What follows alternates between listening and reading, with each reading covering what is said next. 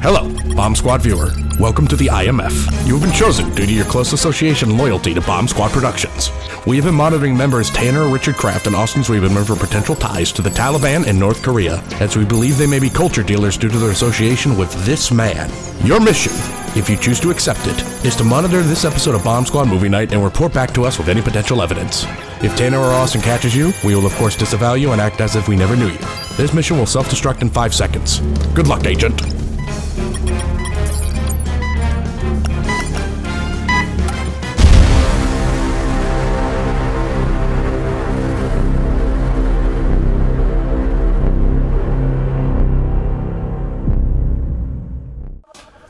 Hi, welcome to Bomb Squad Movie Night, episode number 127. 127? Are you kidding me? Might as well tap me on the shoulder and say, F*** you. I am your host and master of ceremony, Tanner Richard Kraft, and with me I have... Hi, I'm Angle, Dutch Angle. Hi, I am Tim. And if you can't tell by Tim reloading his fist, we're talking about the latest Mission Impossible movie, Mission Impossible Dead Reckoning. That's right. Or Part 1, Dead Reckoning Part 1. The 7th movie in the Mission Impossible franchise. If you're coming from our first episode on Mission Impossible, and this is the first one you're watching since then, hi, a lot has changed. Welcome to the future. But before we get into our thoughts on Mission Impossible Dead Reckoning Part 1, which is the 7th movie in the franchise, we got our classic warm-up question, which today I thought it'd be fun if I made it, what's your favorite 7th movie in a franchise? I don't think we're going to talk about a lot of 7th movies, so we might not have a lot of chances to talk about this. So, we'll start with Austin. I got 2 packages for you from my hometown. You Okay, considering my limited options, I'm gonna go with the most famous episode 7. Paranormal Activity, Next of Kin. Wrong answer! Absolute perfection. By that I mean Star Wars Episode 7, The Force Awakens. Randy, that's so unoriginal. I'm disappointed in you. Maybe that's because... There was great care taken to make this film very good. It was shot on Kodak film instead of digital, giving it like that larger range in the highlights, halation, subtle stuff that people associate with older classic blockbusters. The camera's very dynamic, constantly moving, which is kind of an improvement from the stiffness of the prequels. You know, back when set extensions were a little bit harder to move the camera around, because sometimes they were actual paintings, or 3D tracking tech just wasn't that advanced yet. Not to mention the tremendous advancements in generating photoreal CGI over the 10-year gap between films, really helping the texturing guys give the digital environments that famous Star Wars lived-in feel. And the surprising amount of practical work, like a life-size Millennium Falcon or the incredible BB-8 puppet, and you just have a great-looking movie. Everything else I could possibly say describing why The Force Awakens worked is boilerplate shit that everyone's heard 10,000 times. So I'm gonna end on a famous clip from the group that basically started YouTube Star Wars discourse. ATSTs! ATSTs! Great answer, Austin. Totally didn't just steal my answer.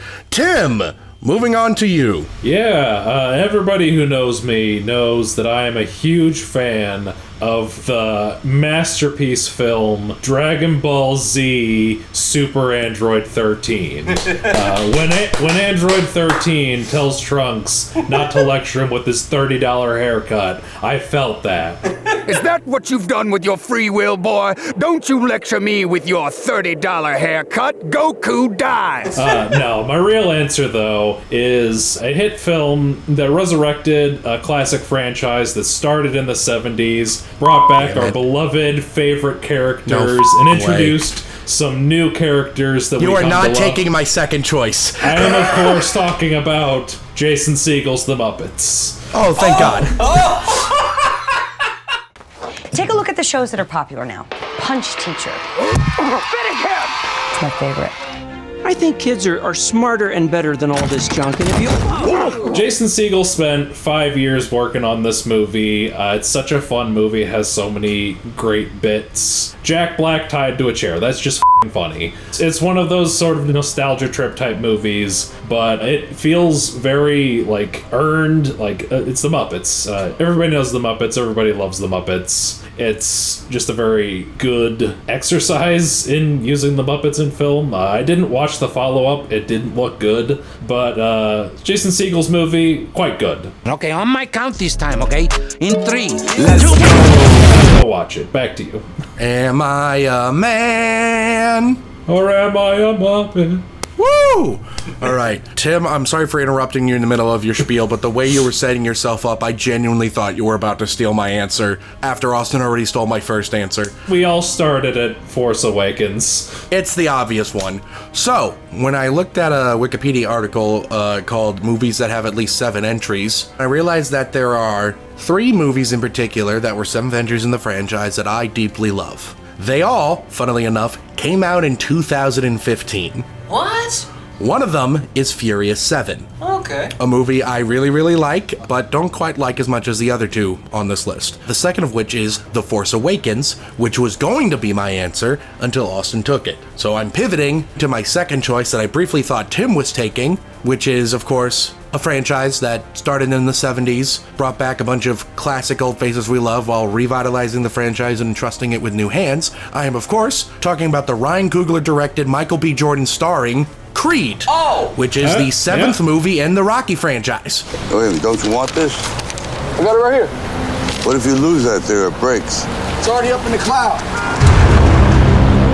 It's a great revitalization of the franchise. It's one of the best requels they've ever done. It arguably did the requel thing a month before The Force Awakens did it and popularized it, because Creed came out in November, Force Awakens came out in December. You're right. Sylvester Stallone probably came second in Best Supporting Actor votes that year. Sylvester Stallone's great in it. Michael B. Jordan's great in it. Even though the newest Creed movie, Creed 3, is probably my favorite of the Creed movies, Creed 1 is still an amazingly great movie that adds a lot of lore to the Rocky franchises and I think takes it back to its underdog roots after, by movie 3, the Rocky franchise sort of fell off the rails a little bit in a good way. I f***ing love Rocky 4. And then Rocky 6, aka Rocky Balboa, kind of brought us back, and then Creed really brought us back. So that's going to be my answer for the favorite 7th franchise movie. But that's not the 7th franchise movie we're talking about today. We're talking about the 7th movie in the Mission Impossible franchise, Dead Reckoning Part 1.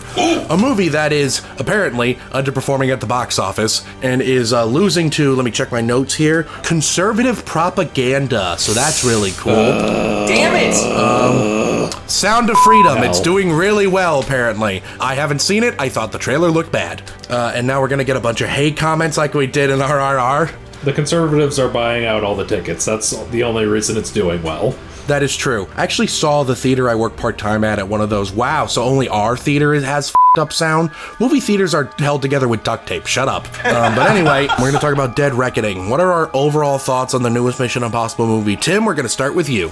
So, the Mission Impossible franchise is actually sort of a blind spot for me for a while. I hadn't watched the first one until you guys did your episode on it, and I figured, it's about time I watch this one. I've seen a Brian De Palma movie once or twice before. He's a good filmmaker. I liked the Carrie movie, and I quite liked the first Mission Impossible. It was a very good, classic thriller.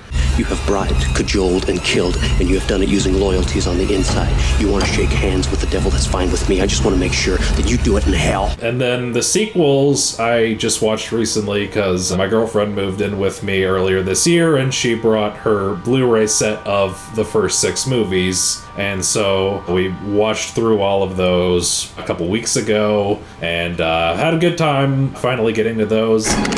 Mission accomplished!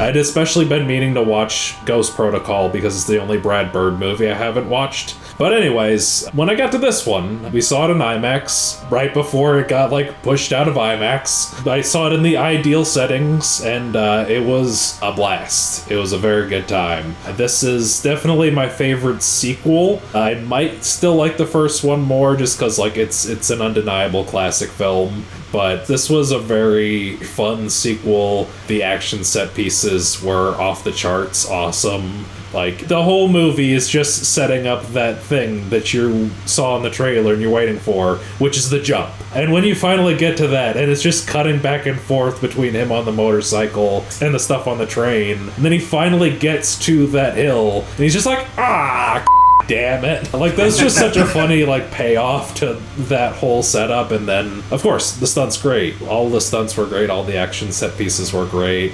I must have made a wrong turn somewhere. No, that's it. That's it. What? How can this be it? We had a thunderstorm right in the middle of the Rome chase, so there was a power outage like right in the middle of that, and we had to like bring it back. So that was a little annoying, but like the Rome set piece was very fun. What's the matter, hon? Afraid of a little lightning? A lot of good stuff. Probably have more coherent thoughts in general discussion. Back to you, Tanner. Excellent. I do got to say, what you're talking about, how it's such a good comedic payoff of it, him in the end being like, damn it. The second funniest part of that is, if memory serves me correctly, what makes him commit to actually doing the jump is he basically goes, think about the baddies. And then he goes for it. Like, he has like a flashback montage of every hot woman in his life in this movie, I'm pretty sure. And that's when he goes for it. And I'm like, I get it. That's fair. I don't know if I can make it across the valley and intercept and land safely on a moving train. Do you copy? Yes! 12 seconds later.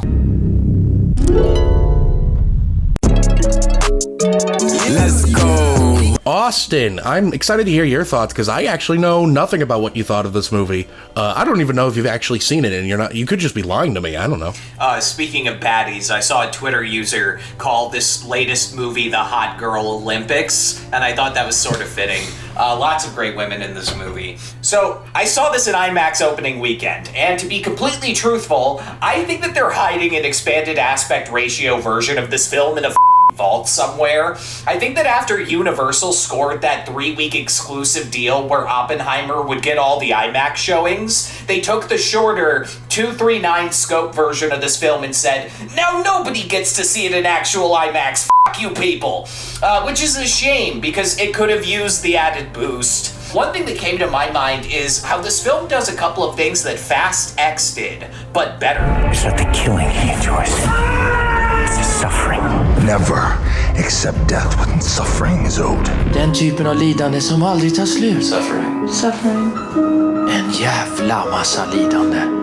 Both of those movies feature a villain trying to kill the hero by blowing up a huge structure near the end. And Mission immediately wins that battle because as cool as Dom facing down an exploding dam might be, the Mission people launched a real train into a real pit and then used the aftermath to create one of this movie's most incredible action set pieces. Jump, Chris, jump! You gotta trust me. Jump, please!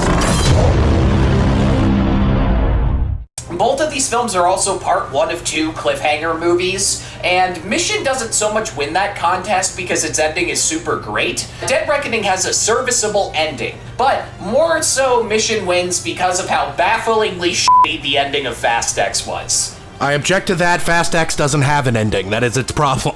Semantics! Overruled! The last thing I noticed that they have in common is their meta-commentary mocking franchise tropes. In Fast X, there's this really hilarious scene where Alan Ritchson makes some cracks to Brie Larson about how Dom Toretto is like the Borg from Star Trek, the way that he eventually turns everyone into family and just goes around causing endless destruction. That's their MO. To corrupt law enforcement. Everyone becomes family. It's like a cult with cars. In Dead Reckoning, there's a few choice jokes about Ethan Hunt and the IMF, my favorite of which coming from Shea Wingham. His character is trying to explain Ethan Hunt to his operatives and calls Ethan a mind-reading, shape-shifting incarnation of chaos. I think both films land their self-referential bits, but Mission wins out just because of that dynamite scene where Princess Brides learns about the IMF for the first time, shortly before Ethan comes in and gasses everybody with the green smoke. What exactly is it I'm not supposed to know about? The IMF, Mr. Kittredge. The World Bank. No, that's the International Monetary Fund. Mr. Kittredge. I mean the other IMF. Another significantly more weird comparison I'm here to make is how this film reminds me of Johnny English 3. You see, I think some older people who grew up using analog instruments have this specific wish fulfillment fantasy about digital technology becoming corrupted somehow and having to revert to the old school ways. Johnny English 3 has several story beats about how absurd digital technology has become, and it ends with Johnny English using his analog-era wits to put on old-school knight armor and physically throw an iPad at a villain as if it were a rock.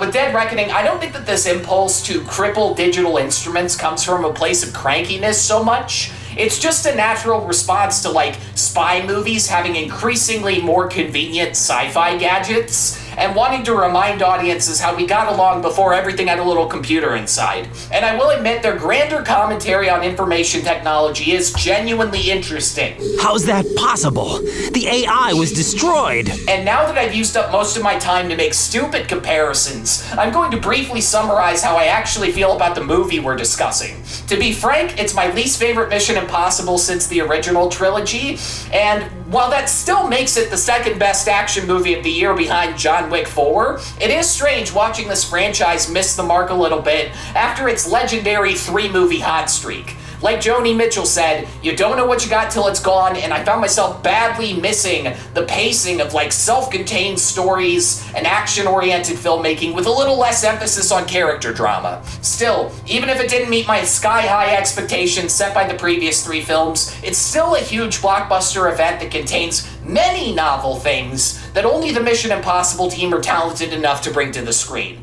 Grace, you gotta pull over. Grace. Pull over, listen, I'm trying to help you!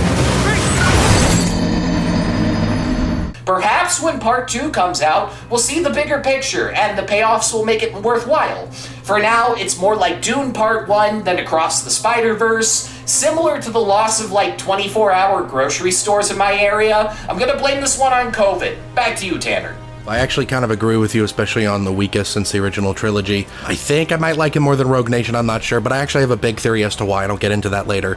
First things first, guys, I'm going to be doing a new thing here. I'm actually going to be having bullet-pointed notes to try and guide my thoughts on these episodes so the audience won't be bored out of their minds. And my first note here is a single bullet point that just said, Ving Rhames is the coolest man alive. This is true. Yeah. Can we all agree on this? He's got the meats. He's got the meats!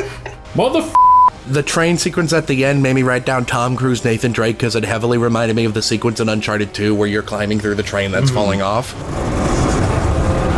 All we had to do was follow the damn train. Women in this franchise are cool. Hayley Atwell is an excellent addition. Vanessa Kirby might be the hottest woman alive. And Rebecca Ferguson has an eye patch, and that's cool. And Hayley Atwell specifically does this thing which is really intriguing for me personally. This was the first Mission Impossible movie where I actually asked myself during some scenes, where's Tom? Because usually it's the Tom show all the time, but Hayley Atwell has a fair amount of screen time to herself, I feel like. I'm gonna get into a bit of my negativity here, which is that for me, I think its biggest problem is 2 things. One, this is a 2-hour and 43-minute movie that is just a part 1. It's very long, and I think it suffers from some slight pacing problems, a bit of dead air here and there. Spoiler alert, Rebecca Ferguson's death scene, what the f*** was that? She got stabbed! Actively bad, I think. So bad, in fact, that I think they're faking her death out again, which would be kind of annoying, but whatever. And the third thing, and this I think is the thing that hurts the movie its most. This movie's big set piece stunt thing, whatever, is that jump, right? Yeah. Compared to the last 3 movies, which are climbing the Burj Khalifa, hanging onto the side of an airplane as it's taking off. Yes. And the Halo jump sequence, riding a motorcycle off a cliff is a cool stunt, don't get me wrong. It kind of pales in comparison. Like, you see it in the trailers the whole time and you think, oh, that's not the signature set piece of the movie. Except it kind of is. Yeah. And it's not a very good signature set piece. This movie is missing a signature set piece moment like the other 6 movies in the franchise have. Not just the recent ones. Halo jump, the Burj Khalifa, hanging off the side of the airplane. The first movie has the iconic sweating, trying not to hit the lasers moment. The second one has that thing where the knife, an actual knife, is like inches from going into Tom Cruise's eye. And my least favorite one, the third one, I don't know. I don't remember most things from Mission Impossible 3. He gets blown up into a car briefly. Yeah, that one might be worse than this one. And I think it's lacking that signature oomph that the franchise is known for, and I think that's why it doesn't quite hit as hard. I also think there's like a lack of really good hand-to-hand combat scenes in this movie for some reason. None of them impress me as much as granted, the one in Fallout in the bathroom is probably the best in the franchise, but there's nothing like that. Henry Cavill doesn't reload his fists. They tried with the alleyway fight, and it also landed kind of flat for me. Oh, I forgot to say this earlier when talking about women. Mantis from Guardians, great addition. Now, let's go into a positive, and I think the biggest strength this movie has is this might be the funniest the franchise has ever been. Yeah. The humor is there in spades. My favorite running bit is 𝐭𝐲 𝐈𝐬𝐬𝐬𝐬𝐬 just like going up to everyone and being like... grabbing their faces, yeah. And stretching it out. I can't believe it took 7 movies for them to come up with that bit, but they finally did it, and I'm proud of them. Speaking of 𝐭𝐲 𝐈𝐬𝐬𝐬𝐬, I'm really glad he's playing a good-natured cop, but a tough cop, you know? Good for him really stretching it out like that. It's been at least 3 weeks since he played a character like that, so I'm really happy for him. And my final note here, and I don't think I'm gonna go anything off of this, I just want to read the note word for word, which is, Cruise has got so much juice. Yeah, when he stops Haley Atwell in the airport for the first time, for 3 seconds I was like, no way he's pulling it off, and then he somehow managed. He's got the mojo. Yeah, he's got the juice for days. Now, a lot of people keep talking about this movie like it's an anti-Hollywood AI movie. I think that's more of a coincidence of timing, kind of like how Glass Onion was, but I also think this movie is about something else. And I'll get into that in general discussion. We're going to open general discussion up to that because I want to hear what you guys think about it. But we'll get to that after a brief commercial break. Bye! Welcome back from ad break. Do you like colors in your movies that are stripped up on a palette to make an art piece? In that case, go to MoviePalette.com now, so you can add a Mission Impossible art piece to your cart. But before you hit checkout, you got to enter the code SQUAD15 to save 15% or more on your order. Do it now. Do it now. MoviePalette.com, SQUAD15, go there. Austin, I believe you have something to say? Yeah, it's a scary time in the film industry right now because a lot of workers are striking and the big business guys are greedy assholes hoarding all the money. And so if you want to help the striking people get better working conditions, better pay, all that good stuff, you can donate to some of these funds to help out. For instance, the Entertainment Community Fund, the Snack List, Groceries for Writers. You can find links to that shit in the description below. Now, back to the show. Let's get right into general discussion where I'm here to tell you guys my pitch. Everyone talks about how it's an anti-Hollywood AI movie. I think that's an accident. I don't think that's the point. I actually do think this movie's about something in a metaphor, and I'll explain what I think it is. I think this movie is about Tom Cruise trying to kill God.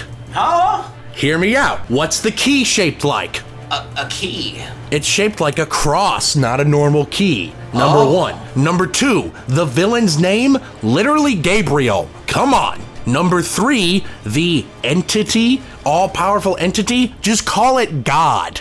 That's all the evidence I have for this theory. What do you guys think of this? Tom Cruise seems like the kind of guy that would try to kill God. I think that's part of his religion. Holy shit. Do it for Xenu. I guess so. I'm sorry, it's just so grandiose. I didn't know I was walking onto an Evangelion podcast. I mean, congratulations on, like, intellectually gobsmacking me. It's very interesting. I just can't improv, like, a thought on this because it's f***ing huge. It's an interesting lens to watch it through. So that's number 1. The second thing I want to bring up in general discussion is that this movie actually represents a first for the Mission Impossible franchise. Does anyone know what? A woman survives. No. This movie is the first Mission Impossible movie to be shot on digital cameras instead of film cameras. I think they use the Sony Venice because it has the Rialto feature where you can take like the camera body 18 feet away from the sensor block. Yeah, I've heard about that, which is nuts. That's partially how they were able to film the alleyway fight, which, by the way, was too shaky. I do not understand why they wouldn't just film it in a fake alleyway where they can take out walls as they need to. Why actually put yourself through that? It's just an alleyway! Because he's Tom motherfucking Cruise. Yeah, I'm not one of those film is inherently better types. However, I do think this is one of the more muddy looking movies in the franchise. Would film have helped? I don't know. So this movie basically was kind of like ad-libbed as they went along. You read any interview with Chris McQuarrie, and you'll quickly learn that this movie's plot was basically improvised. They have to deal with like serious production shakeups, like airports changing on them at the last minute, Poland not wanting them to blow up a historic bridge. It makes sense that they'd let the story be more adaptive under these types of conditions, right? But the funniest example of changing as it went along was Nicholas Hoult. Fucking Renfield briefly was hired as the main villain of this film. What? The shadowy puppeteer behind Issa Morales, known as the Phantom. Apparently there's a shot in the movie where you can still see him, according to McHugh. But imagine this exact same movie, but Renfield is the bad guy behind the bad guy. Worse. So that probably added to the runaway costs beyond just COVID. Cutting out a villain that was a major actor, like partway through filming, that's kind of nuts. I almost feel bad for this film, like it's my friend. Even though I know Tom Cruise is like a gajillionaire and this is a big studio production between Skydance and Paramount, like hearing about how many times this movie got fucked by COVID, like production cost wise, there is a reason the budget is that big, and it's not because it all shows up on screen. They got owned by COVID, and it makes me sad because I love the Mission movies. This movie has like double the budget of Fallout, which I think was the most expensive movie in the franchise up until now. And it doesn't show on screen, but it's all because, you know, Tom was like, we need to prove, insert that clip of him just berating a crew member. We are creating thousands of jobs, which is the most relatable thing I've seen out of Tom Cruise in the last 10 years, mind you. They needed to be the proof that the rest of the world could do it. It's just kind of funny how many COVID movies that were shot after this one that came out first. Fast X being a great example. Speaking of money, I want to briefly talk about the part 1, part 2 thing. Just like money. So this movie became a part 1 and part 2 because according to Chris McQuarrie, the concepts just got too big for him to make it all in one movie. But the idea, right, because we're seeing this a lot now, the idea must be that the payout's good for a part 1, but f***ing out the wazoo for a part 2. Does the data support this, right? Like Harry Potter and the Deathly Hallows Part 2 made $1.34 billion. That's $400 million than part 1. That's a great example. Breaking Dawn Part 2, right? Made $848 million, $100 million more than part 1. But then we've got stuff like Mockingjay Part 2, The Hunger Games. It made $653 million, which is $100 million less than the first one did. And then we have It Chapter 2, which grossed $473 million, which is $300 million less than It Chapter 1 made. So it's actually kind of a dodgy place to put your movie, this like part 1, part 2 thing. And we won't have better, more recent data until Dune Part 2 comes out, which is hopefully this year, but maybe not. Might be delayed, we'll see. God damn it. I think it depends on whether or not you actually call it a part 1 or not. I think in recent years, there's a reason studios have been moving away from that. I think that's a big reason why Across the Spider-Verse part 1 and part 2 became Across and then Beyond the Spider-Verse. I think there's a reason why they were kind of hiding that Fast X was a part 1 in a lot of the marketing. That part 1, people are going like, oh, well, I don't care. I'll show up for part 2. I'll catch part 1 on streaming. It creates a lack of urgency to go see the movie. It's ultimately a poor decision. There's a big reason why Infinity War went from being Infinity War Part 1 and Infinity War Part 2 to Avengers Infinity War, Avengers Endgame. Great reason, considering Avengers Infinity War is a $2 billion movie, and Endgame somehow managed to make $600 or $700 million more dollars. Right. The biggest. Big reason. Making it a part 1, I think that's a big reason why there are 3 reasons why it's flopping. 1, released too close to Barbie and Oppenheimer, they should have released it in August. Number 2, Sound of Freedom accidentally becoming this weird cultural phenomenon. Even with the donating a ticket thing, that's existed for a long time. This one is specifically catching on for some reason. Because it's such an important movie. And number 3, I think the part 1. Those are the 3 big reasons why it's not doing as well financially as it could have hoped to. Now, it's going to have a guaranteed 90-day run in theaters. It's going to be in theaters until October because apparently that was something Tom Cruise got out of the studio while he was forcing them to not release Maverick on streaming. Tom Cruise is a god, is what I'm saying, apparently, which is why he wants to kill God. And we're back. There could be only one. He wants to replace him. There's an Odessa Steps reference in this movie during the Rome chase. When Tom Cruise and Haley Atwell are careening down the stairs in the Fiat, there's a brief thread of hitting a baby in a carriage. This is a riff on the old Battleship Potemkin bit, and some people might know it from that movie, The Untouchables. I picked up on that. I thought that was an Untouchables thing. Can we talk about how Tom Cruise is older now than Jon Voight was in the first movie? What? Don't like that. Jon Voight was 57. Tom Cruise was 57 when filming started on this movie, 59 when it wrapped, 61 when it came out.